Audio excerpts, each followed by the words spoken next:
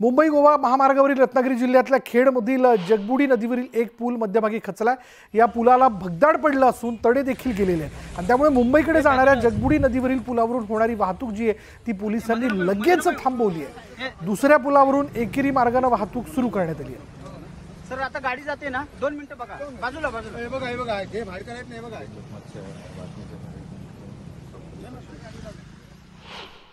मुंबई गोवा महामार्गावरील जगबुडी नदीवरचा जो महत्वाचा मोठा पूल आहे मुंबईच्या दिशेने जाणारा, तो ब्रिज या ठिकाणी खचला आहे। मोठे महामार्गाला तडे गेलेले आहेत। हा जॉईंट आपण बघतोय, हा जॉईंट सुद्धा आतल्या बाजूला सरकलेला आहे।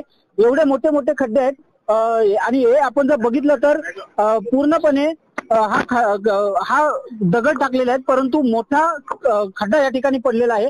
एकंदरीत जर बघितलं तर इथपर्यंत रस्ता खचलेला आहे। त्याच्यामुळे आता नुकतीच महामार्गाच्या अधिकाऱ्यांनी या ठिकाणी पाहणी केली, त्यानुसार त्यांनी देखील याची गांभीर्य ओळखलेलं आहे आणि आता मिळालेल्या माहितीनुसार मुंबई गोवा महामार्गावरचा हा पूल हे तडे गेल्यामुळे धोकादायक झाल्यामुळं आता या पुलावरची वाहतूक ही जी आहे ती बंद करण्याचा निर्णय घेण्यात येईल अशा पद्धतीनं या ठिकाणी सांगण्यात आलेलं आहे। एकंदरीत बघितलं तर नवीन पूल आहे, 2 ते 3 वर्ष देखील झाली नाहीत या पुलावरनं वाहतूक सुरू होऊन आणि आता पहिल्याच पावसामध्ये अशी परिस्थिती या ठिकाणी निर्माण झालेली पाहायला मिळते।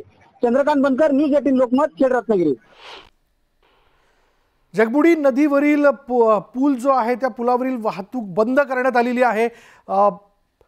यापुढे नदीवरील वाहतूक जी आहे आपण पाहिलं आणि आता बातमी आपण रायगडमधून आपण जाणून घेऊयात। रायगडमध्ये अनेक ठिकाणी मुसळधार पाऊस सुरू आहे, त्यामुळे नद्यांच्या पाणी पातळीत मोठ्या प्रमाणात वाढ झाली आहे। सावित्री नदी धोक्याच्या पातळीजवळ असून कुंडलिका नदीनं इशारा पातळी ओलांडली आहे। दोन्ही मोठ्या नद्या असल्यानं नदीकाठच्या रहिवाशांना सतर्कतेचा इशारा देण्यात आला। रायगडमध्ये अनेक ठिकाणी स्थानिक प्रशासन त्याचबरोबर NDRFची टीम जी आहे ती तैनात करण्यात आली आहे।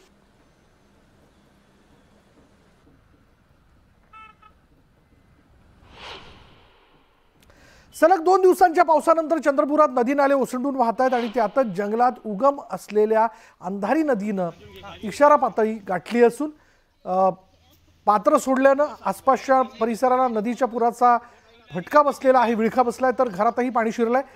चंद्रपुरातील बचाव पथकानं अंधारी नदीच्या पुरातून 100 वर्षीय वृद्धेची सुटका केली। ही महिला झोपडीवजा घरात अडकल्याची माहिती मिळताच बचाव पथकानं तिथे पोहोचताच तिची सुटका केली।